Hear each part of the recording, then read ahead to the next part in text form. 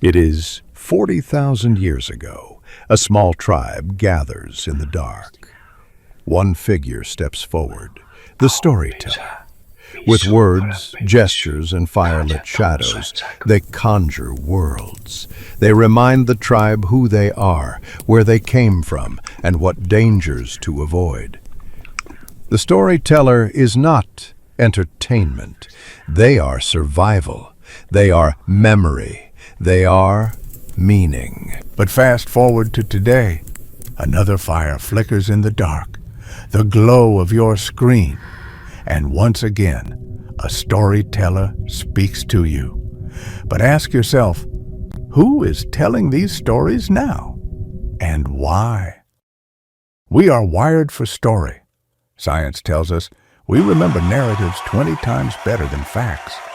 Stories make us feel joy, fear, empathy, belonging.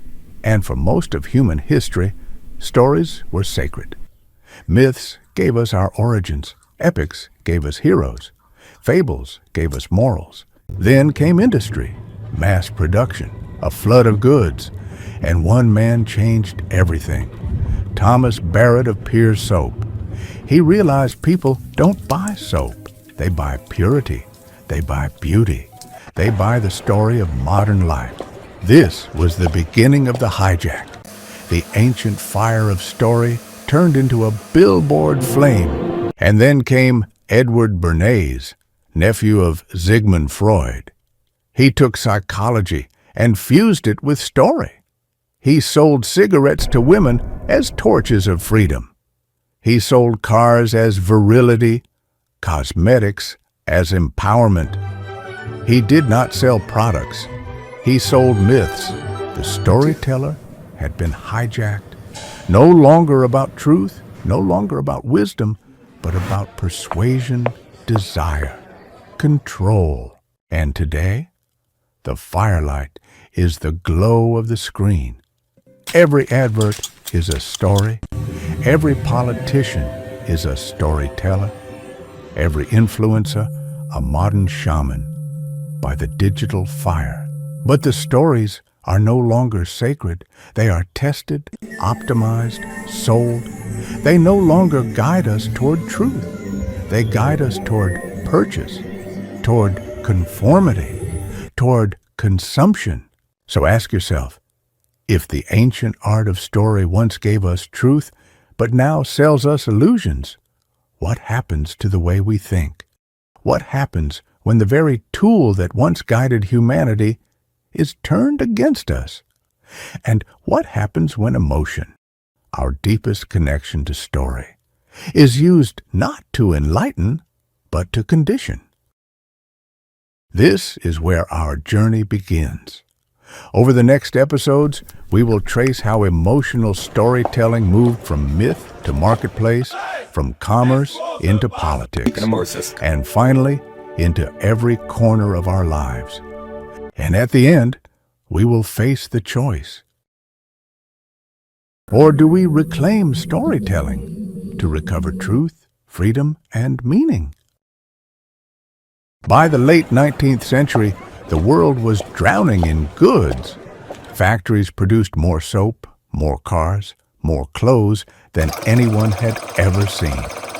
But how do you make one soap different from another? How do you make someone want what they don't really need? This was the moment advertising discovered something older than industry, the power of emotion. Thomas J. Barrett of Pear's Soap is often called the father of modern advertising. He knew soap was soap, but purity, beauty, status, that was a story people would buy. He borrowed art, painted innocence, and sold a myth. At the same time, Sigmund Freud was mapping the human mind, discovering hidden desires, fears, and impulses beneath reason. His nephew, Edward Bernays, would take these insights and fuse them with mass media. Freud sought to heal. Bernays sought to sell.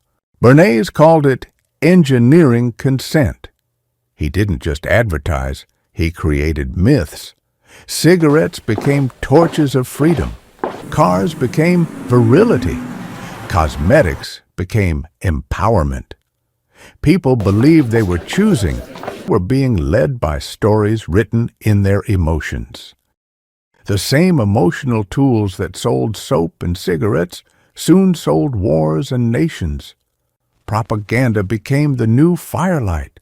Nazi rallies, Allied posters, Uncle Sam pointing, Rosie the Riveter smiling, not arguments, but feelings of fear, pride, belonging. By the mid-20th century, the storyteller had been fully hijacked, no longer a guide of truth, but a manipulator of desire. From soap to cigarettes, from goods to governments, from products to politics, the emotional brain had become the target. And once that door was opened, it could never be closed. In the next episode, we'll see how television, the new firelight of the 20th century, carried this emotional persuasion into every home, shaping the way entire societies think, act, and feel. At first, the glow of the television felt like magic. Families gathered together, laughing, learning, sharing. But soon, the screen stopped being just entertainment. It became a storyteller in its own right, one that entered our homes, our routines, our very sense of self. What firelight once was to the tribe, the television, and later the internet, became for the modern world. Only this time, the stories weren't ours. They belonged to the few, who had learned how to sell us with feeling. Television was the perfect emotional machine. Ads became mini stories of joy, safety, love. Politicians became characters. The news became theater. The screen did not just inform, it shaped how we felt, and through that, how we thought. Then came the internet. At first, it promised freedom, connection, knowledge. But soon, it carried the same torch of persuasion into every corner of life. Ads followed us from page to page. Emails became sales pitches. News became clickable headlines designed to provoke outrage or delight. Information became entertainment, and entertainment became endless. The 21st century brought the algorithm, no longer just advertising at you, but advertising to you, personally. Every click, like, pause, and swipe fed a system that learned your emotional triggers.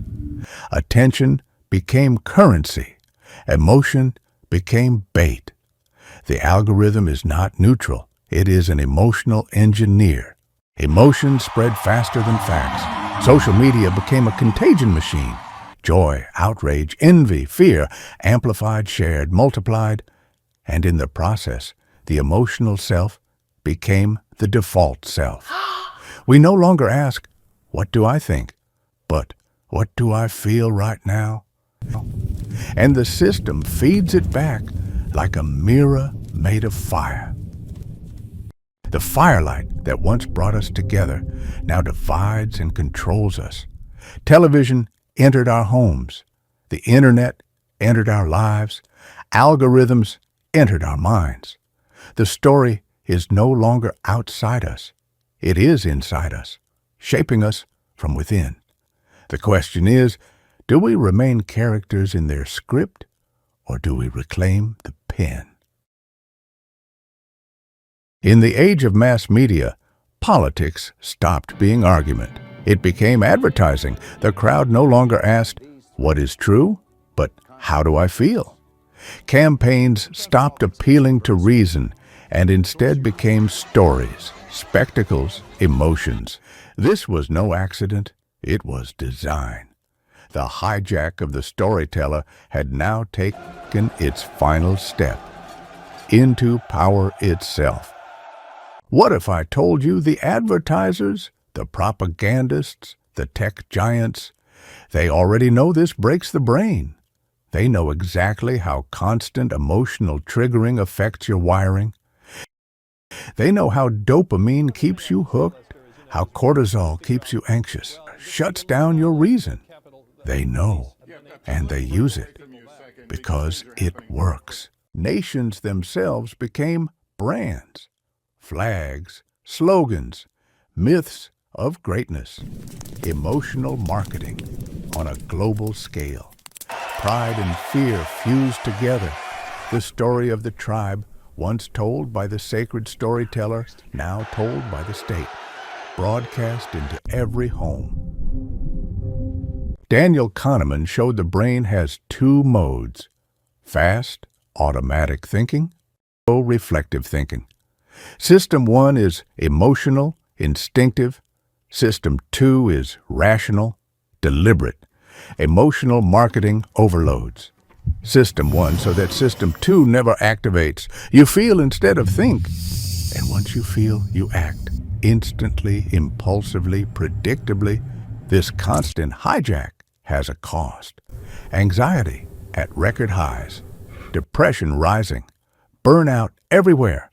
Social trust collapsing. Tribalism growing. Why? Because the brain cannot live in constant emotional alarm. You know, what's the famous saying about local newscasts, right? If it bleeds, it leads, right? You show crime stories and you show fires, because that's what folks watch. It's all about ratings. But the system demands it. Fear and outrage are more profitable than peace and reason.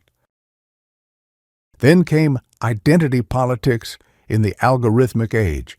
Not only were our choices emotional, but our very identities were shaped by emotional stories. Who we followed, what we consumed, what we feared, these became our tribes. Politics stopped being about society. It became about belonging. They know this breaks the brain. They know constant emotional triggering rewires you into a reactive self. But they will not stop, because the profit is too great. And so the choice is yours. Remain a creature of impulse wired by others, or reclaim your mind, rebuild reason, and live examined, as Socrates urged, before it is too late.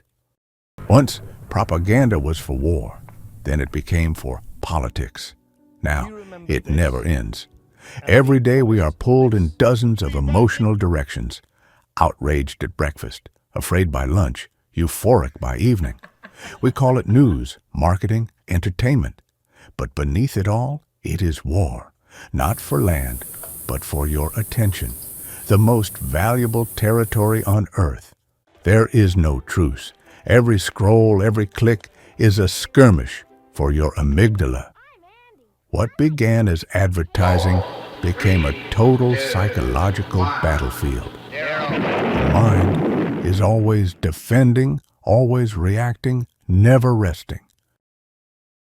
When the mind lives in permanent alert, cortisol floods the body. The emotional brain takes command. Rational thought collapses into survival instinct. You must stay at home. Society begins to live in a low-grade panic, divided, exhausted, addicted to reaction. Carl Jung warned that the greatest danger to civilization is not bombs, but the collective unconscious. When a society becomes possessed by its own unseen archetypes. We project shadows onto each other, call them enemies, and feed the cycle of fear. This is how civilizations go mad, not through conquest, but contagion of emotion. Unchecked, emotional manipulation becomes a feedback loop. Fear fuels outrage, outrage fuels identity, identity fuels division, until the system itself depends on chaos. The algorithm learns that harmony doesn't sell, but hysteria does. The result: a society permanently unstable, forever on the brink. We are living through the first global psychological war. Its weapons are emotions. Its soldiers are algorithms. Its battlefield is the human nervous system. The enemy is not each other. It is the endless provocation that keeps us divided. The only defense is awareness, to pause, to see, to think. There is a moment when a society loses touch with its inner compass, when feelings replace thought and noise replaces meaning. The war outside becomes a storm inside. We no longer think, we feel, and we mistake intensity for truth. When emotion becomes constant, the mind loses its footing. Without thought, we become ungrounded, tossed by every headline, every argument, every high and low. Feeling takes over, but feeling is wind. It moves without roots. The louder an emotion, the truer it feels. Outrage feels like certainty. Fear feels like knowledge. Desire feels like purpose. But truth is quiet. It waits for reflection. The more we chase intensity, the further we drift from reality. Emotion simplifies what thought expands. It makes enemies or allies never nuance. It divides the world into for me or against me. Complexity becomes unbearable. And so we retreat into tribes, mirrors, and certainty. When we can no longer find meaning within, we search for it without. We need constant stimulation to feel real. Likes, clicks, alerts, validation. Silence feels like death. But in truth, it is the only place the self can breathe. This is the inner collapse, the point where the thinking self dissolves into emotion, where individuality collapses into the crowd, where truth becomes intensity and complexity becomes unbearable. Kierkegaard would say we have lost the authentic self. Jung would say we are now puppets of the collective unconscious. Both would say the only way back is inward. To think again, to feel consciously, to separate emotion from truth, before the self disappears completely. You remain truthful, honest, and mentally you will be much more happier. There was a time when we asked, what is true? Now we ask, what feels true to me? And with that shift, a civilization begins to fracture. For when feeling replaces truth, there can be no common world, only tribes of emotion, each convinced the other is insane.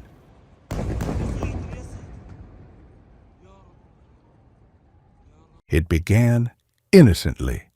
We learned that emotions were powerful, that they moved people, inspired loyalty, sold ideas. But slowly, feeling stopped serving truth and became truth itself. If I feel it strongly enough, it must be real. Truth once bound us together. It was the common ground between minds, but emotional truth fractures it. Each heart becomes its own compass, spinning endlessly in feeling. Shared reality dissolves into personalized realities. The danger is not that people believe lies. It is that lies make them feel seen. We no longer ask, is it true? We ask, does it make me feel something? And in that question, totalitarianism finds its home, not through force, but through comfort. We now live in emotional tribes, belonging defined not by truth, but by outrage. Every feeling must be validated, every contradiction erased. The tribe rewards intensity, not insight, loyalty, not logic. This is the final illusion, emotional truth as truth itself. It feels honest. It feels alive. But it isolates us from the world and from each other. Without shared truth, reason dies, and without reason, freedom follows. To see again, we must return to the discipline of thought, to the humility of, I might be wrong. Because the survival of truth depends not on how we feel, but on our courage to face what is real. Every civilization reaches a crossroads. One path leads to awakening, the other to collapse. The choice is no longer political or technological. It is psychological, even spiritual. It is the choice between distraction and attention, between reaction and reflection, between the manipulated self and the authentic one.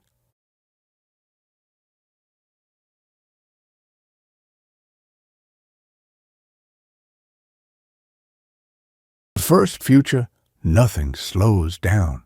Every emotion is monetized, every thought tracked, every moment interrupted. The human nervous system pushed beyond capacity, collapsing into fear, fatigue, distraction. In this future, truth dies quietly, replaced by the infinite scroll. From overload comes exhaustion. From exhaustion comes obedience. When a people can no longer think, they will beg to be told what to feel. And from that need for certainty, tyranny is born, not through violence, but through relief. But there is another path. It begins with awareness, the quiet rebellion of the mind. To see the manipulation, to refuse the automatic reaction, to reclaim the space between stimulus and response, where freedom lives. This path does not promise comfort. It demands consciousness. It asks for solitude in a culture of noise, discipline in a world of ease, reflection in an empire of reaction. But from it emerges something ancient, the return of self-mastery, the rediscovery of soul. Two futures stand before us, one of emotion without thought, loud, endless, empty. The other of awareness, quiet, enduring, real. The war between them is not out there, it is within you. The final act of resistance is attention itself. And the rebirth of humanity begins the moment we choose to see